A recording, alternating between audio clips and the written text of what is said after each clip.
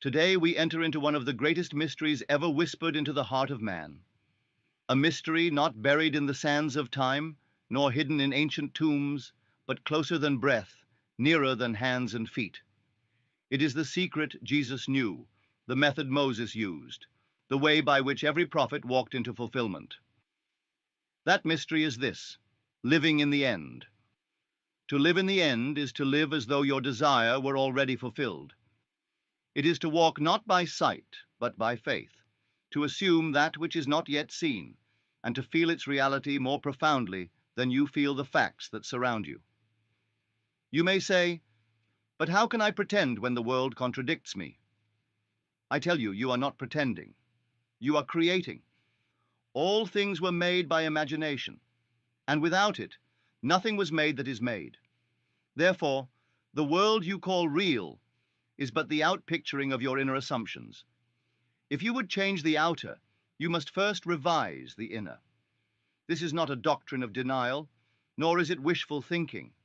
It is the application of a divine principle. Assumption creates reality. Persist in the assumption that you are what you long to be, and that which was only imagined will be made manifest.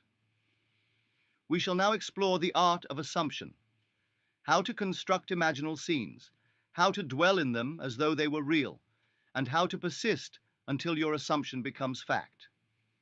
This is not theory, this is practice. It is the very ladder by which man climbs out of the pit of doubt and into the mountaintop of realization. Let us ascend together, step by step, into the world of fulfilled dreams. Chapter 1. The Power of Assumption. Let us begin by understanding the essence of assumption. What is it? To assume is to accept without proof, to believe without seeing. It is to say I am when your senses scream you are not. It is to lift the veil and claim the promise before it is fulfilled. The scriptures declare, "When you pray, believe that you have received it, and you shall." Not will receive it, have received it. This is the law in action. Assumption precedes manifestation, always. When you assume a state, you are not trying to force the world to change. You are entering into a new dimension of being. You are putting on a garment. And if you remain faithful to that garment, if you wear it in feeling and in thought, it will become flesh.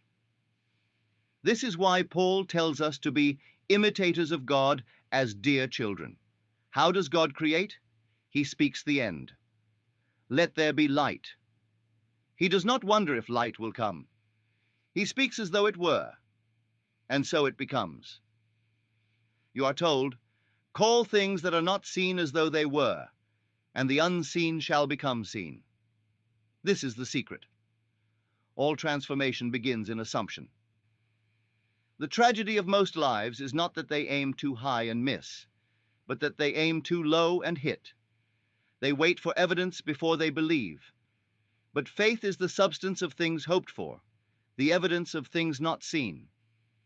So I ask you, can you believe it in? Can you assume that you are now the one you desire to be, and persist until the world reflects that assumption? This is the first step in the art of assumption. To know that it is not fantasy, it is the only law by which reality is born. Chapter 2. Constructing the scene. Once you understand the power of assumption, the next step is to build the imaginal scene. Imagination is the womb of creation. Like a potter with clay, you mold the unseen into form.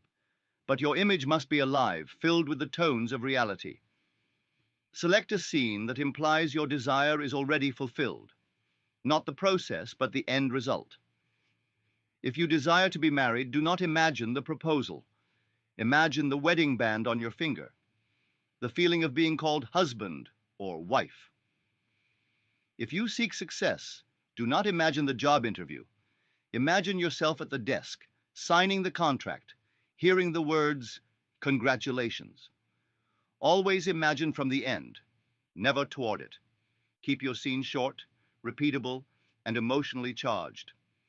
Let it be something you can replay again and again, like a loop. Imagine it as vividly as possible. See the details, hear the voices, feel the textures. But most of all, feel it real. How would you feel if this were true? Let that feeling rise in you and let it possess you. That is the secret ingredient. Emotion is the alchemical fire that turns vision into fact. And do not merely observe your scene. Enter into it. Be in it. Look out from the eyes of your imagined self. Walk in the corridors of your fulfilled desire. This is not idle daydreaming. It is divine creation. It is the Word becoming flesh. You are told, go within, shut the door, and pray to your Father in secret. That secret place is your imagination.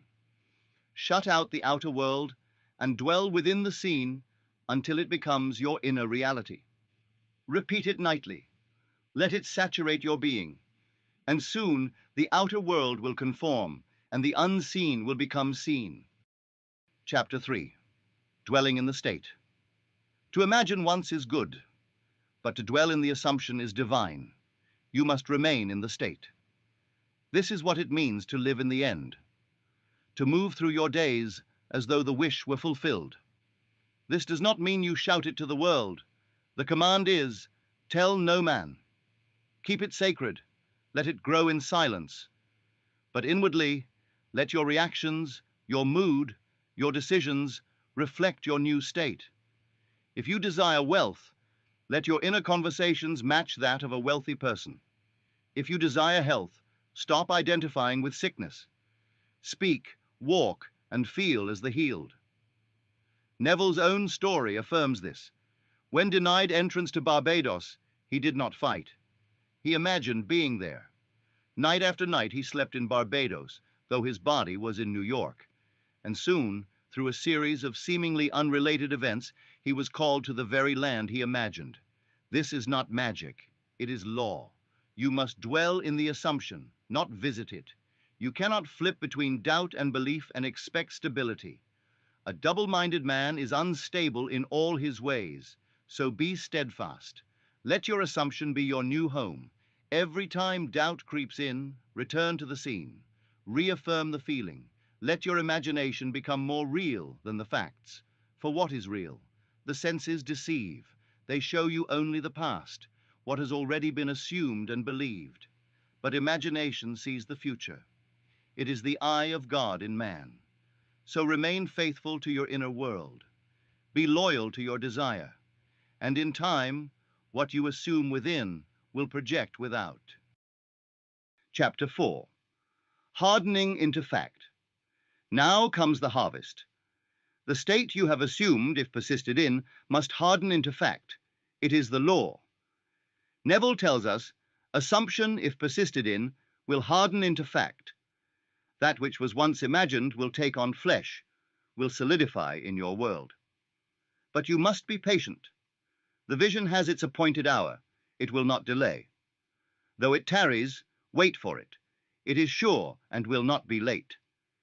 In this period, the temptation is to doubt, to return to the senses, to say, nothing is happening. But I tell you, everything is happening. Invisible threads are weaving your assumption into the tapestry of life. You may see coincidences, offers, unexpected aid. Do not question how. Do not try to force the outcome. Let imagination be the cause. The bridge of incidents will carry you. Trust it.